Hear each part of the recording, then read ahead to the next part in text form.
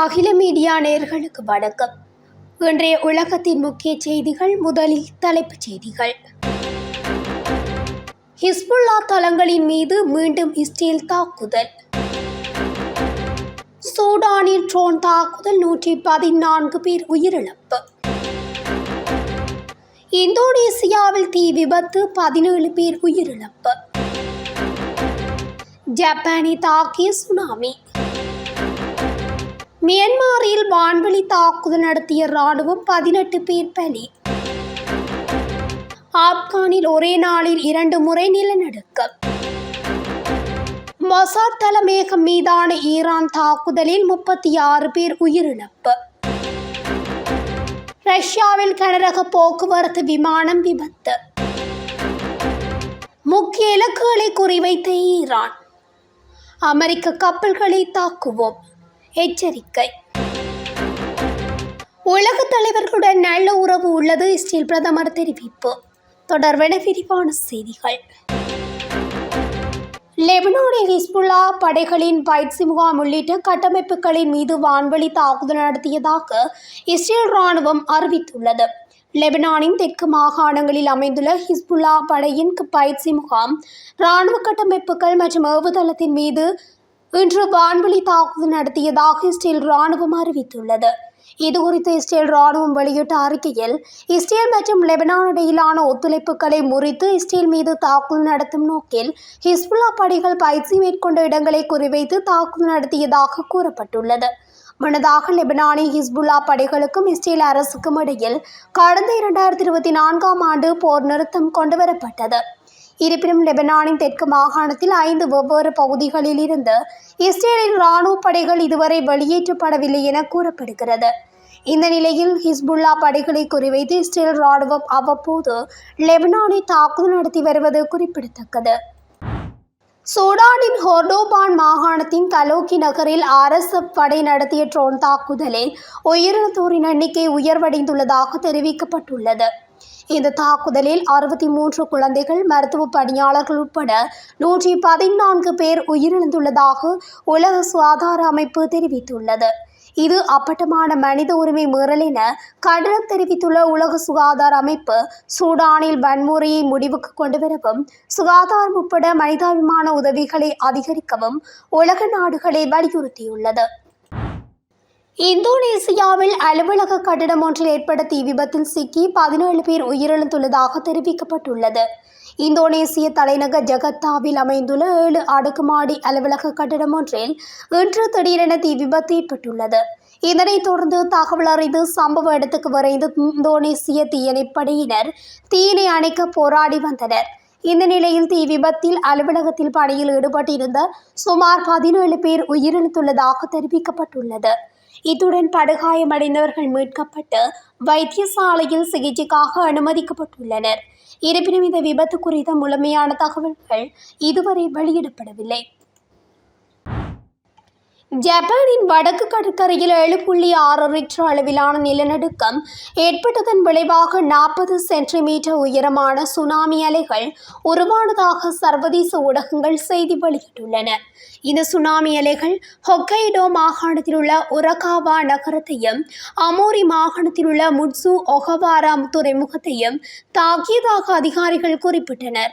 உள்ளூர் நேரப்படி நேற்றிரவு 11:15 மணியளவில் 7.6 ரிக்டர் அளவில் இந்த நிலநடுக்கம் ஏற்பட்டதை அடுத்து அந்நாட்டின் வானிலை ஆய்வு மையம் உடனடியாக சுனாமி எச்சரிக்கையை விடுத்தது. ஹொக்கைடோ, அமோரி மற்றும் இவாட் மாகாணங்களுக்கு 10 அடி உயரம் வரை சுனாமி அலைகள் எழும்ப வாய்ப்புள்ளதாக குறிப்பிட்டு வானிலை ஆய்வு மையம் இந்த சுனாமி எச்சரிக்கையை விடுத்திருந்தது. அமோரி கடற்கரையிலிருந்து 80 கிலோமீட்டர் தொலைவில் இந்த நிலநடுக்கம் ஏற்பட்ட நிலையில் நிலநடுக்கத்தின் அளவு ஜப்பானிய குடியிருப்பாளர்களை மின்சாரம் இல்லாமல் தவிக்க வைத்ததுடன் அமோரி மாகாணத்தில் உள்ள ஒரு ஹோட்டலில் பலர் காயமடைந்தனர். ஜப்பானிய பிரதமர் நிலநடுக்கத்திற்கு 3 கட்ட மீட்பு பணிகளை அறிவித்ததுடன் அவசர கால பணிக்குழு ஒன்றையும் நிறுவினார். அத்துடன் நிலநடுக்கத்தால் பாதிக்கப்பட்ட பகுதிகளில் உள்ள மக்கள் விரைவில் வெளியேறுமாறு ஜப்பானிய அரசாங்கம் அறிவுறுத்தியிருந்தமை குறிப்பிடத்தக்கது. மியான்மரின் சகாயிங் மாகாணத்தில் டீக்கடை மீது இராணுவ படைகள் நடத்திய வான்வழி தாக்குதலில் 18 பேர் கொல்லப்பட்டதாக தெரிவிக்கப்பட்டுள்ளது. மியான்மரில் கடந்த 2021ஆம் ஆண்டு மக்களால் தேர்ந்தெடுக்கப்பட்ட ஆங் சான் சூகி தலைமையிலான அரசை கவிழ்த்து இராணுவம் ஆட்சி நடத்தி வருகின்றது. இதனால் ஜனநாயகத்தை ஆதரிக்கும் படைகளுக்கும் மியான்மர் இராணுவத்துக்கும் இடையில் உள்நாட்டு போர் நடைபெற்று வருகின்றது. இந்த நிலையில் சகாயிங் மாகாணத்தின் மாயக்கன் கிராமத்தில் இருந்த டீக்கடையின் மீது கடந்த டிசம்பர் 5ஆம் தேதி மியான்மர் இராணுவம் வான்வழி தாக்குதல் நடத்தியுள்ளது. இந்த தாக்குதலில் அங்கு மியான்மர் பிலிப்பைன்ஸ் இடையிலான கால்பந்து போட்டியை காண்பதற்காக திரண்டிருந்த சிறுவர்கள் உட்பட 18 பேர் கொல்லப்பட்டதாக உள்ளூர்வாசிகள் தெரிவித்தனர். இந்த தாக்குதலில் 20க்கும் அதிகமானோர் படுகாயமடைந்து மருத்துவமனையில் சிகிச்சை பெற்று வரும் நிலையில் 25 வீடுகள் கடுமையாக சேதமடைந்ததாக கூறப்பட்டுள்ளது. ஆனால் இந்த தாக்குதல் குறித்து மியான்மர் இராணுவம் எந்த ஒரு தகவலும் இதுவரை வெளியிடவில்லை. இதனைத் தொடர்ந்து கொல்லப்பட்டவர்களின் இறுதிச் சடங்குகள் கடந்த சனிக்கிழமை நடைபெற்றவுடன் ஏராளமான மக்கள் அந்த கிராமத்தை விட்டு வெளியேறியதாகவும் தகவல் வெளியாகியுள்ளது. ஆப்கானிஸ்தான் நாட்டில் 4.5 ரிக்டர் அளவிலான நிலநடுக்கம் ஏற்பட்டுள்ளதாக தெரிவிக்கப்பட்டுள்ளது. ஆப்கானிஸ்தானின் நிலப்பரப்பிலிருந்து சுமார் 10 கிலோமீட்டர் ஆழத்தில் டிசம்பர் 9ஆம் தேதி இன்று மதியம் 1:17 மணியளவில் 4.5 ரிக்டர் அளவிலான நிலநடுக்கம் ஏற்பட்டுள்ளதாக தேசிய நில அதிர்வு ஆராய்ச்சி மையம் தெரிவித்துள்ளது. இதனைத் தொடர்ந்து ஆப்கானிஸ்தானில் மதியம் 2:36 மணியளவில் நிலப்பரப்பிலிருந்து சுமார் 70 கிலோமீட்டர் ஆழத்தில் மற்றொரு நிலநடுக்கம் ஏற்பட்டிருப்பதும் உறுதி செய்யப்பட்டுள்ளது. இந்த நிலநடுக்கம் ரிக்டர் அளவில் 3.8 பதிவாகியுள்ளது. அத்துடன் இந்த நிலநடுக்கத்தால் ஏற்பட்ட உயிர் மற்றும் பொருள் சேதங்கள் குறித்த அதிகாரப்பூர்வ தகவல் இதுவரை வெளியிடப்படவில்லை. இருப்பினும் இந்த நிலநடுக்கங்களின் அதிர்வுகள் அங்குள்ள பல்வேறு முக்கிய நகரங்களில் உணரப்பட்டதாக உள்ளூர்வாசிகள் தெரிவித்தனர். இஸ்ரேலுடனான 12 நாள் போரின் போது மொசாட் தலைமையகத்தின் மீது ஈரான் நடத்திய ஏவுகணை தாக்குதலில் 36 பேர் கொல்லப்பட்டதாக இஸ்லாமிய புரட்சிகர காவல்படை செய்தி தொடர்பாளர் தெரிவித்துள்ளார். ஞாயிற்றுக்கிழமை மாணவர் தின நிகழ்வில் பேசிய IRGC செய்தி தொடர்பாளரும் மக்கள் தொடர்பு துணை தலைவருமான பிரிகேடியர் ஜெனரல் அலி முகமது நயீனி இஸ்ரேலுடனான 12 நாள் போரின் போது ஈரானின் இராணுவ நடவடிக்கைகளை கோடிட்டு காட்டினார். ஆரம்ப பதில் உடனடி மற்றும் ஒருங்கிணைந்ததாக இருந்தது என்று விவரித்தார். மெகர் செய்தி நிறுவனம் மேற்கோள் காட்டிய நயீனின் கூற்றுப்படி தெஹ்ரானில் உள்ள ஒரு எரிபொருள் கிடங்கின் மீது இஸ்ரேல் நடத்திய தாக்குதலை தொடர்ந்து ஈரான் 5 மணி நேரத்திற்குள் ஹைஃபா சுத்திகரிப்பு நிலையத்தை 2 தனித்தனி தாக்குதல்களில் குறிவைத்தது. இஸ்ரேலிய வட்டாரங்கள் தாங்களாகவே ஈரானின் ஏவுகணை தலைசிறந்த படைப்பு என்று வர்ணித்ததால் அந்த வசதி சேவையை நிறுத்தியது. இஸ்ரேல் ஈரானிய உளவுத்துறை மையத்தை தாக்கிய பிறகு ஈரான் மொசாட் தளத்தை தாக்கி பதிலளித்ததாகவும் இதனால் 36 பேர் கொல்லப்பட்டதாகவும் அவர் குறிப்பிட்டுள்ளார். மோதல் வெடித்த சில மணி நேரங்களுக்கு பிறகு ஈரானின் ப்ராமிசஸ் 3 நடவடிக்கை தொடங்கியது என்றும் பின் மின்னணு போர் சைபர் செயற்பாடுகள் ஏவுகணைகள் மற்றும் ட்ரோன்களை இணைத்து பல அடுக்கு மற்றும் புதுமையான பிரச்சாரமாக இது வகைப்படுத்தப்பட்டது என்றும் நயீனி குறிப்பிட்டார். ஈரான் முழு உளவுத்துறை ஆதிக்கம் மற்றும் ஒரு விரிவான தரவு வங்கியுடன் மோதலில் நுழைந்தது என்பதையும் அவர் வலியுறுத்தினார். இஸ்ரேலிய இராணுவம் மற்றும் உளவுத்துறை உயிரிழப்புகள் ஈரானை விட நிச்சயமாக அதிகம் என்பதையும் அவர் வாதிட்டுள்ளார். மேலும் ஆக்கிரமிக்கப்பட்ட பாலஸ்தீனத்தில் பங்குச்சந்தை தரவு மையமாக பயன்படுத்தப்படும் 32 மாடி கட்டிடத்தில் -1 தளத்தை தாக்கியது உட்பட ஈரானின் துல்லியமான திறன்களையும் அவர் சுட்டிக்காட்டினார். 12 நாள் போரின் போது இஸ்ரேலின் மொசாட் தலைமையகம் மீதான ஈரானின் தாக்குதலில் 36 பேர் கொல்லப்பட்டதையும் அவர் தெரிவித்துள்ளார். ரஷ்ய ஊடகங்களின் ஆரம்ப அறிக்கையின்படி இவானோவோ பிராந்தியத்தின் பர்மனோஸ்கி மாவட்டத்தில் ஒரு ரஷ்ய AN-22 கனரக இராணுவ போக்குவரத்து விமானம் விபத்துக்குள்ளானது. இது சம்பவம் டிசம்பர் 9 இன்று நடந்தது. இதில் AN-22 ஆன்ட்ரை என அடையாளம் காணப்பட்ட இராணுவ விமானம் சம்பந்தப்பட்டது. விபத்துக்குள்ளான நேரத்தில் விமானத்தில் 7 பணியாளர்கள் இருந்ததாக கூறப்படுகிறது. அவர்களின் நிலை தெரியவில்லை. மேலும் உயிரிழப்புகள் குறித்து அதிகாரப்பூர்வ உறுதிப்படுத்தல் எதுவும் வெளியிடப்படவில்லை. விபத்து நடந்த இடத்தில் அவசர சேவைகள் நிறுத்தப்பட்டுள்ளன. மீட்பு நடவடிக்கைகள் நடந்து வருகின்றன. இருப்பினும் விமானத்தின் அளவு மற்றும் சுற்றியுள்ள நிலப்பரப்பு காரணமாக சம்பவ இடத்திற்கு அணுகுவது சிக்கலாக இருக்கலாம்.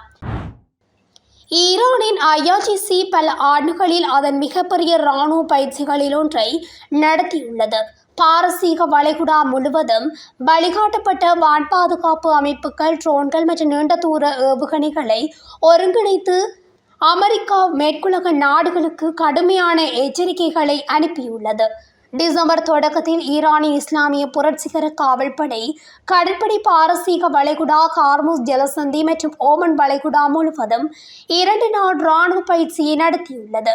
ஒரே நேரத்தில் பாலிஸ்டிக் குரூஸ் ஏவுகணை ஏவுதல்களை ஒன்றிணைத்து ஈரானின் தடுப்பு திறன்கள் பற்றிய தெளிவான மூலோபாய செய்தியையும் வெளிப்படுத்தியது.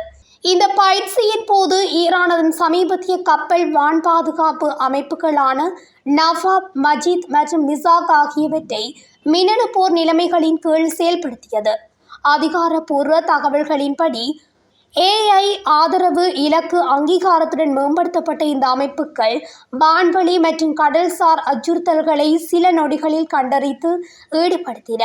இந்த பயிற்சி ஒரு பயிற்சி நடவடிக்கையாக மட்டுமல்லாமல் பிராந்தியத்தில் நிறுத்தப்பட்டுள்ள வெளிநாட்டு கடற்படை படைகளுக்கு, குறிப்பாக அமெரிக்க கப்பல்களுக்கு வெளிப்படையான எச்சரிக்கையாகவும் ஈரான் அதிகாரிகள் இதனை செயல்படுத்தினர். பயிற்சியின் முதல் நாளில் IRGC கடற்படை பிரிவுகள் அருகிலுள்ள வெளிநாட்டு போர்க்கப்பல்களுக்கு செயல்பாட்டு எச்சரிக்கைகளை வெளியிட்டன. அதாவது அமெரிக்காவின் கப்பல்கள் நிலைநிறுத்தப்பட்டிருந்த நிலையில் அதற்கு எச்சரிக்கை விடுத்துள்ளது. அதுடன் வெகு சீக்கிரத்தில் அமெரிக்கா மீது கப்பல்களுக்கு தாக்குதல் நடத்துவோம் என்ற எச்சரிக்கையும் அனுப்பியுள்ளது. இது எந்தவொரு ஆக்கிரமிப்பு இயக்கத்துக்கும் பதிலளிக்க ஈரானின் தயார் நிலையை குறிக்கின்றது. இந்த பயிற்சியில் பயன்படுத்தப்படும் அனைத்து உபகரணங்களும் உள்நாட்டில் தயாரிக்கப்பட்டவை என்பதை ஈரான் எடுத்துரைத்துள்ளது. ஈரானிய பாதுகாப்பு அமைச்சகம் மற்றும் IRGC கடற்படையால் தயாரிக்கப்பட்ட நீண்ட தூர துல்லிய வழிகாட்டுதல் மற்றும் ஸ்மார்ட் ஆயுதங்கள் பயிற்சியின் செயல்பாட்டு கட்டிடங்களின் முதுகெலும்பாக அமைந்துள்ளன. உள்நாட்டு உற்பத்தியில் முக்கியத்துவம் அளிப்பது, பொருளாதார தடைகள் மற்றும் வெளிப்புற அழுத்தங்களில் இருந்து அதன் பாதுகாப்பு திறன்களை பாதுகாக்க ஈரானின் பரந்த உத்தியின் ஒரு பகுதியாகவும் இந்த பயிற்சி எடுத்துக்காட்டியுள்ளது. காட்சிப்படுத்தப்பட்ட அமைப்புகளில் ஒன்று பாரசீக வளைகுடாவில் முழு நீளமான 1375 கிலோமீட்டர் தூரம் சென்று தாக்கக்கூடிய ஒரு துல்லியமான அமைப்பாகவும் இந்த பாலிஸ்டிக் ஏவுகணை அமைந்துள்ளது. ஈரானின் IRGC கடற்படை புதிய அதிநவீன பாலிஸ்டிக் ஏவுகணைகளை இதன் போது சோதித்துள்ளது. இது பாரசீக வளைகுடாவில் எந்த ஒரு புள்ளியையும் துல்லியமாக தாக்கும் வல்லமை கொண்டது. அத்துடன் ஈரான் இந்த நவீன ஏவுகணைகளை ஏமன் கவுதிகளுக்கும் அனுப்பியுள்ளதாகவும் உளவுத்துறை வட்டாரங்கள் தெரிவித்துள்ளன. செங்கடல் மற்றும் பாரசீக வளைகுடா பகுதிகளில் அமெரிக்கா இஸ்ரேலுக்கு எதிராக வீரியமான தாக்குதல்களை நடத்தவும் இருதரப்பும் தயாராகி வருகின்றதாகவும் கூறப்பட்டுள்ளது. உலக தலைவர்களுடன் தனக்கு நல்ல உறவு உள்ளது என இஸ்ரேல் பிரதமர் பெஞ்சமின் நெதன்யாகு விவரித்துள்ளார். இது தொடர்பில் அவர் தெரிவித்ததாவது, ஜூத அரசுக்கு எதிராக ஜூத எதிர்ப்பு அலை இருந்த போதிலும் பல நாடுகள் மற்றும் தலைவர்களிடமிருந்து முன்னோடியில்லாத ஆதரவை பெறுகிறது. இந்திய பிரதமர் மோடி உட்பட உலக தலைவர்களுடன் தனக்கு நல்ல உறவு இருக்கிறது என்றும் இஸ்ரேல் என்று வலிமையான நாடாக உள்ளது என்றும் அவர் தெரிவித்துள்ளார். ஆனாலும் இஸ்ரேலின் இந்த இனப்படுகொலைக்கு உலக நாடுகள் பலவும் கண்டனம் தெரிவித்து வருகின்றமையும் குறிப்பிடத்தக்கது. இத்துடன் அகில மீடியாவின் இன்றைய உலகத்தின் முக்கிய செய்திகள் நிறைவடைகின்றன. தொடர்ச்சியாக செய்திகளை அறிந்து கொள்ள அகில மீடியா ஊடகத்துடன் இணைந்திருங்கள். நன்றி, வணக்கம்.